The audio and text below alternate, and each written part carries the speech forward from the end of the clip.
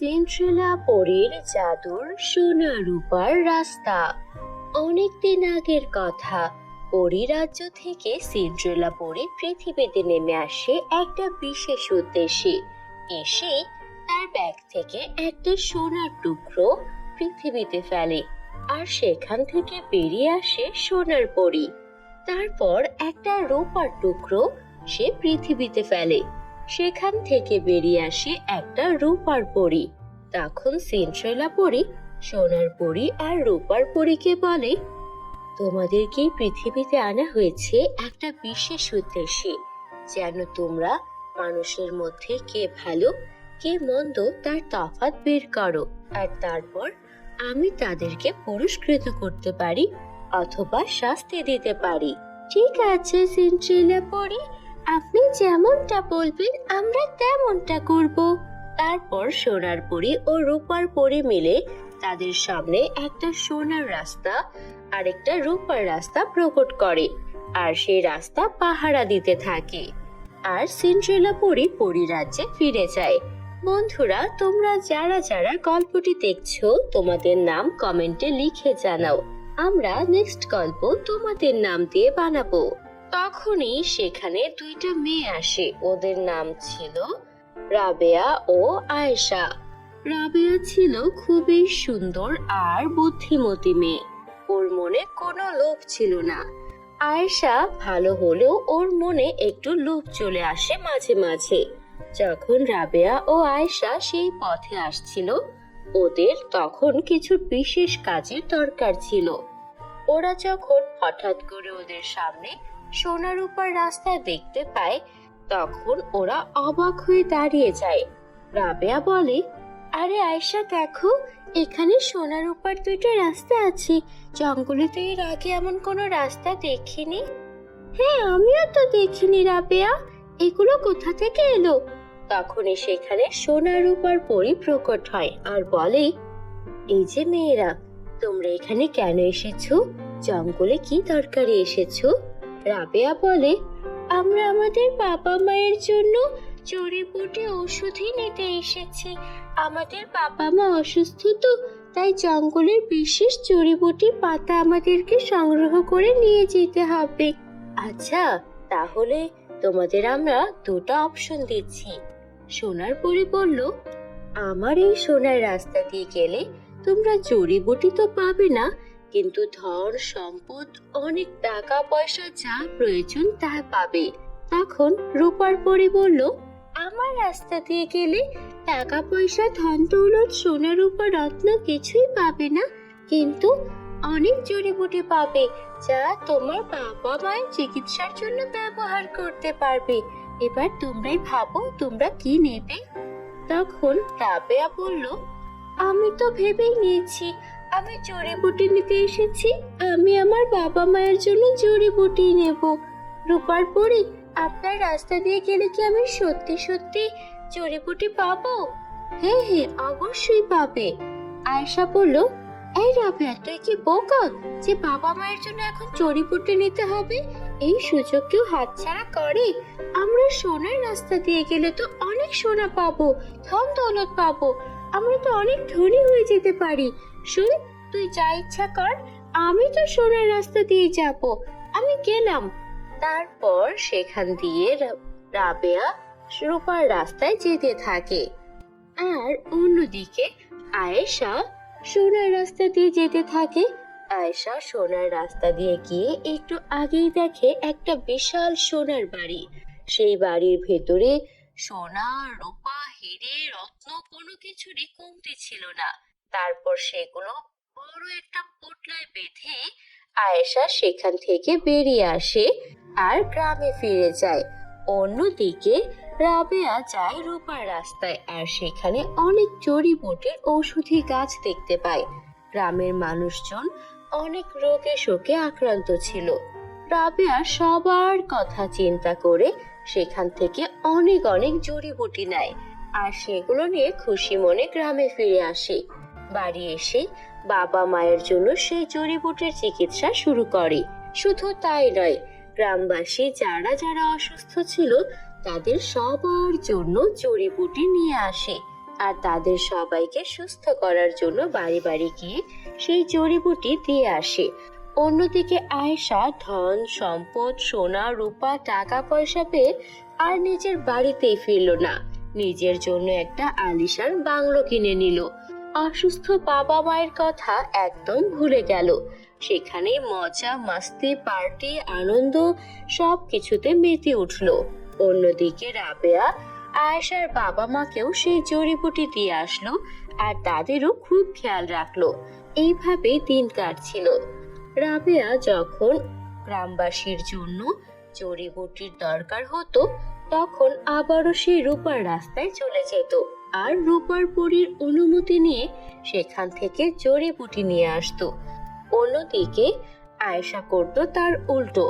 আয়েশা ওর 3 বান্ধবীকে এই রাস্তার ব্যাপারে বলে দিল। ওরাও পার্টি করতে আনন্দ করতে খুবই ভালোবাসতো। ওরা তখন পৌঁছে গেল সোনার রাস্তায়।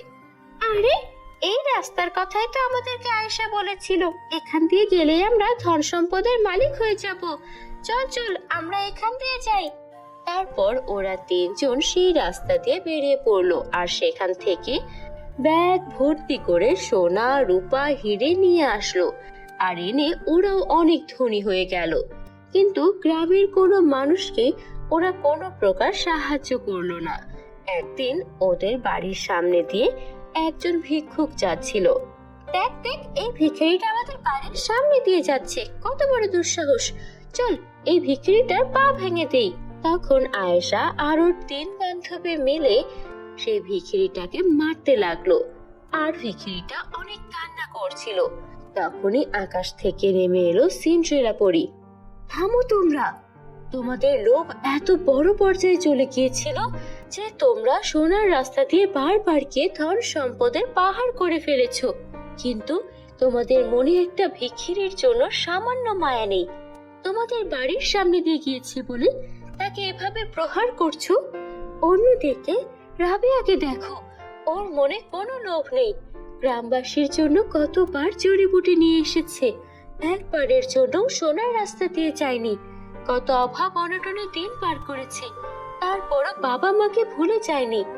এই যে ধন সম্পদ তোমরা পেয়েছিলে, আরামায়েশ করেছিলে, এই সব কিছু তোমাদের জন্য একটা পরীক্ষা ছিল। এই পরীক্ষায় তোমরা উত্তীর্ণ হতে পারোনি। তোমাদের এই ধন সম্পদ আরামায়েশের জীবন সব আমি এখন কেড়ে নেব। তারপর সিন্ড্রেলা পরী জাদুর কাঠি ঘোরালো। সঙ্গে সঙ্গে আয়েশা আর ওই বাকি 3 মেয়ে একদম নিঃস্ব হয়ে গেল। না রইল ওদের দালান প্রাসাদ, না রইল কোনো সম্পদ। অন্যদিকে বাবা মায়ের সঙ্গে খারাপ আচরণ করায় তারা বাবা মায়ের কাছেও ফিরে যেতে পারছিল না। তারপর সিন্ড্রেলা পরী রাবেয়াকে খুঁজে বের করলো আর বলল, রাবেয়া তুমি অনেক ভালো মনের একটা মেয়ে। এতবার সোনার উপর রাস্তা দেখেও তুমি কখনো লোভ করনি, না গ্রামের কাউকে ওই রাস্তার ব্যাপারে বলেছ। তোমার কারণে পুরো গ্রামের মানুষজন সুস্থ হতে পেরেছে। তোমার মতো একটি নির্লোভ মেয়ে আমি খুঁজছিলাম। আমি তোমাকে তোমার সব ইচ্ছা পূরণ করে দিচ্ছি। তারপর সিন্ড্রেলা পরী রাবেয়াকে ও গ্রামবাসীকে অনেক অনেক ধন সম্পদ উপহার দিল। সোনা রূপা টাকা পয়সা কোনো কিছুর আর কমতি রইল না। ওরা বাকিটা জীবন আনন্দেই কাটাতে লাগলো। বন্ধুরা, আমাদের চ্যানেলে নতুন হয়ে থাকলে আমাদের চ্যানেলটিকে সাবস্ক্রাইব করতে ভুলো না যেন। Bye bye. জাদুর তারার লেহেঙ্গা ও হাই হিল।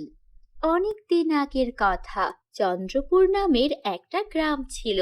সেই গ্রামেই বাস করত মারিয়া আর ওর মা মাইশা। মাইশা তার মেয়েকে ভীষণ ভালোবাসতেন। সে তার মেয়ের জন্য অন্যের বাড়িতে দিন রাত পরিশ্রম করতেন, আবার বাসায় এসে মেয়ের জন্য সুস্বাদু মজাদার সব খাবার রান্না করতেন। তারপরও মারিয়া খুশি হতো না। মা, আমার এইসব সুস্বাদু খাবার চাই না। তোমাকে কতবার বলেছি, সবাই সবার বাবার সঙ্গে কত আনন্দ করে, স্কুলে বাবাদের সঙ্গে যায়। আমার বাবা কোথায় মা, বলো না, আমার বাবা কোথায়? তোকে আমি কতবার বলেছি তোর বাবার কথা আমার কাছে জানতে চাইবি না। কেন মা, কেন? কেন জানতে পারবো না? আমার বাবাকে মারা গেছে, বলো না কেন? দেখ, তোকে আমি যেটা নিষেধ করেছি সেটা নিয়ে আর কখনো প্রশ্ন করবি না। চুপচাপ খাবার খেয়ে নে, আর কালকের পড়াগুলো রেডি কর। মারিয়া মন খারাপ করে বসে থাকে।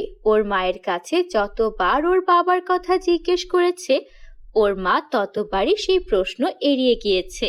এইভাবেই সময় কাটছিল। মারিয়া সবসময় ওর বাবার ব্যাপারটা নিয়ে জেদ ধরে থাকতো। এইভাবেই দিন কাটতে থাকে। মারিয়াদের স্কুলে অ্যানুয়াল ফাংশনে একটা প্রতিযোগিতার আয়োজন করা হয়, যেখানে যার পোশাক সবচেয়ে সুন্দর হবে, যে সবচেয়ে সুন্দর লেহেঙ্গা আর হাই হিল পরে আসবে, তাকে মডেল ঘোষণা করা হবে। সাথে দেওয়া হবে 1 বছরের জন্য একটা ক্রাউন। সেই ক্রাউনটা যার মাথায় থাকবে, তাকে সুপার মডেল হিসেবে পরবর্তী বছর নিয়ে যাওয়া হবে অন্য একটি স্কুলে, যেখান থেকে সে ভবিষ্যতে বড় হয়ে অনেক বড় মডেল হতে পারবে। এই সব কিছু শুনে মারিয়া অনেক খুশি হয়। আমার তো ছোট থেকেই স্বপ্ন সুপার মডেল হওয়া, কিন্তু এই গ্রামে থাকলে আমি কখনো সুপার মডেল হতে পারবো না। তাই আমাকে সবচেয়ে বেস্ট লেহেঙ্গা আর বেস্ট হাই হিল পরতে হবে। তখন আমাকে সবচেয়ে সুন্দর লাগবে আর আমি সুপার মডেলের জন্য সিলেক্টেড হব। এইভাবে যখন মারিয়া ক্লাসে বসে বসে কথা বলছিল, মারিয়ার পাশে পিঙ্কি নামের একটা অহংকারী ধনী মেয়ে কথাগুলো শুনে নেয় আর বলে, হা হা হা হা, গাছে কাঁঠাল কোফে তেল, তোর স্বপ্ন স্বপ্নই রয়ে যাবে। তোর মা তো মানুষের বাসায় কাজ করে খায়, কাজের মেয়ের মেয়ে নাকি হবে সুপার মডেল। ওই স্বপ্ন দেখা বাদ দে, বুঝলি? তুই যে কোনো রকমে ক্লাসে পড়ে ফার্স্ট হোস, এটাই তো তোর জন্য অনেক। আবার সুপার মডেল হতে চাস? লজ্জা করে না তোর? তোর কি মনে হয় তোর মা তোকে কোনো ভালো ডিজাইনার লেহেঙ্গা কিংবা হাই হিল এনে দিতে পারবে? আর তোর তো বাবাও নেই। যার বাবা নেই তার কিছুই নেই, বুঝলি? যা এখান থেকে। এইসব শুনে মারিয়ার ভীষণ মন খারাপ হলো। মারিয়া বাসায় এসে বলল, মা, তোমার কাছে আমি আমার বাবার কথা আর কখনো জিজ্ঞেস করব না। তবে তুমি আমাকে সুন্দর একটা ডিজাইনার লেহেঙ্গা আর হাই হিল এনে দাও। আর যদি না পারো বলো আমার বাবা কোথায় থাকে, আমি আমার বাবার কাছ থেকে এসব নিয়ে আসবো। বলো মা, বলো। তুই আবারও একই কথা শুরু করলি মারিয়া। তোকে এর আগেও অনেকবার না করেছি, তোর বাবার কথা জানতে চাইবি না, আর তুই এখনো আবার বায়না ধরা শুরু করলি। হয়েছে মা, বুঝেছি, আমাকে আর কিছু বলতে হবে না। আমি আমার বান্ধবীর বাসায় চলে যাচ্ছি, আর আসবো না তোমার কাছে। মারিয়া রাগ করে ওর বান্ধবীর বাসায় চলে যায়। এদিকে মাইশা মন খারাপ করে জঙ্গলের দিকে হাঁটতে থাকে আর বলতে থাকে, মেয়েটাকে আমি কিভাবে বোঝাবো যে ওর বাবা নেই? আমি ওকে একটা ডাস্টবিনে কুড়িয়ে পেয়েছিলাম। আমি নিজেও জানি না কে ওর বাবা, কে ওর মা। ওকে এভাবে কেই বা ডাস্টবিনে ফেলে গেল। এই কথাটা যদি মেয়েটাকে বলি, মেয়েটা কতটা দুঃখ পাবে যে ওর কোনো আপন জন নেই। তাই তো আমি ওকে এই কথাগুলো বলতে চাই না। আরো বারবার ওর বাবার কথা বলে। ও তো একটা লেহেঙ্গার হাই হিল চেয়েছে। যে করেই হোক আমাকে এটার ব্যবস্থা করতে হবে। আমি জঙ্গল থেকে বেশি করে কাঠ কুড়ো এগুলো কুড়িয়ে নেই, বিক্রি করে যে টাকা হবে তাই দিয়ে চেষ্টা করব। এই ভেবে মাইশা সামনে এগিয়ে যাচ্ছিল, কিন্তু কিছু দূর যেতেই দেখে একটা জায়গা থেকে অনেক আলো আসছে। আলো কোথা থেকে আসছে দেখি তো। একটু আগিয়ে গিয়ে দেখে সেখানে একটা বিশাল বড় তারার ঘর। সেগুলো একদম চকচক করছিল। মাইশা তখন ঘরে প্রবেশ করে। ভিতরে কেউ আছেন? এখানে এই তারার ঘরটা কোথা থেকে এলো? আরে, কে তুমি?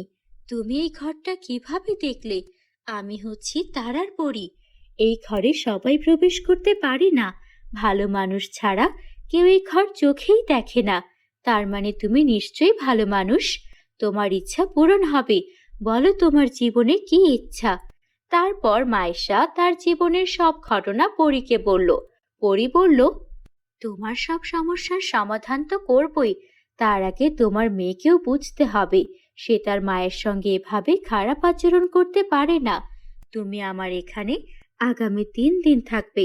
এই 3 দিন তোমার মেয়ে তোমার অভাবটা যখন বুঝবে তখন আমি সব ঠিক করে দেব। আমাকে তুমি বিশ্বাস করো। পরীর কথায় মাইশা সেই ঘরেই থেকে গেল। এদিকে বান্ধবীর বাসা থেকে এসে যখন মারিয়া ওর মাকে খুঁজলো, কোথাও পেল না। আমার বান্ধবী তো আমাকে থাকতেই দিল না। এমনিতে ওরা আমার সঙ্গে কত ভালো আচরণ করে, বোঝায় আমি কত আপন। আর আমি সারা দিন ওদের বাসায় থাকলাম, আমাকে একটাবার খাবারের কথাও জিজ্ঞেস করলো না। কত ক্ষুধা পেয়েছে। মায়ের সঙ্গে থাকলে এতক্ষণে আমাকে 3বার খাবার খাইয়ে ফেলতো। মা আমার জন্য কত সুস্বাদু খাবার রান্না করতো। আমি কেন মায়ের সঙ্গে এমন করলাম? মার কাছে আমাকে যেতেই হবে। ও কাকি, আমার মাকে দেখেছো গো? না তো, তোর মাকে তো দেখিনি। আচ্ছা, তুই তোর মায়ের সঙ্গে এত খারাপ আচরণ করিস কেন? তুই কি জানিস তোর মা তোর জন্য কত কষ্ট করেছে, কত ত্যাগ স্বীকার করেছে? না তো কাকি, কি হয়েছে? কি কষ্ট স্বীকার করেছে মা আমার জন্য? এই যে তোর জন্য মানুষের বাসায় কাজ করে, এটা কি কম? তার থেকে বড় কথা, তোকে তো ডাস্টবিনে কুড়িয়ে পেয়েছিল। তোর মা বলতে নিষেধ করেছিল, কিন্তু আমার আর তর সইল না। তুই তোর মায়ের সঙ্গে যা ব্যবহার করিস, এসব করলে ধর্মেও সইবে না। তোর মায়ের সঙ্গে আর এমন খারাপ আচরণ করিস না। তোর জন্য তোর মার বিয়েও করেনি, তোকে নিয়ে কত কষ্ট করে থাকে। তুই তোর বাবার কথা কেন জিজ্ঞেস করিস? তোর তো বাবা মা কেউই নেই, তোর মাই তোকে মানুষ করেছে। কি বলছো কাকি? আমার মা আমার জন্য এত কিছু করেছে, আর আমি কিনা মায়ের সঙ্গে এমন অন্যায় করেছি? আমাকে মাকে খুঁজে বের করতেই হবে। তখনই পরী সেখানে প্রকট হলো, আর পরী তখন মারিয়াকে ওর মায়ের কাছে নিয়ে গেল। মা, আমাকে ক্ষমা করে দাও, আমি ভুল করেছি। এসব কিছু আমি জানতাম না। তাছাড়াও তোমার ভালোবাসাই আমার কাছে সবচেয়ে দামি। পরী তখন মারিয়াকে একটা তারার লেহেঙ্গা আর হাই হিল উপহার দিল, যেটা পরে মারিয়াকে একদম রাজকন্যার মতো লাগছিল। মারিয়া খুশি মনে প্রতিযোগিতায় ওই তারার লেহেঙ্গা আর হাই হিল পরে অংশ নিল, আর সেখানে সবাইকে হারিয়ে দিয়ে মারিয়াই হলো সুপার মডেল। আমি অবশেষে আমার স্বপ্নকে স্পর্শ করতে পেরেছি। আমি সুপার মডেলের স্কুলে এখন যেতে পারবো। আমার স্বপ্ন আর স্বপ্ন থাকবে না। মা, আমি তোমার মুখ উজ্জ্বল করব। হ্যাঁ মা, পরি আমাদেরকে সাহায্য করেছে, আর তুইও তোর চেষ্টায় তোর স্বপ্ন পূরণ করতে পেরেছিস। তারপর মারিয়ার জীবনের সব স্বপ্নগুলো পূরণ হতে থাকলো। পরীর দেওয়া সেই জাদুর তারার লেহেঙ্গা আর হাই হিল পরে ও যা চাইতো তাতে ওর আত্মবিশ্বাস ফুটে উঠতো। এভাবেই মা মেয়ে বাকিটা জীবন সুখে শান্তিতে দিন কাটাতে লাগলো। বন্ধুরা, আমাদের চ্যানেলে নতুন হলে আমাদের চ্যানেলটিকে সাবস্ক্রাইব করতে ভুলো না যেন। Bye bye.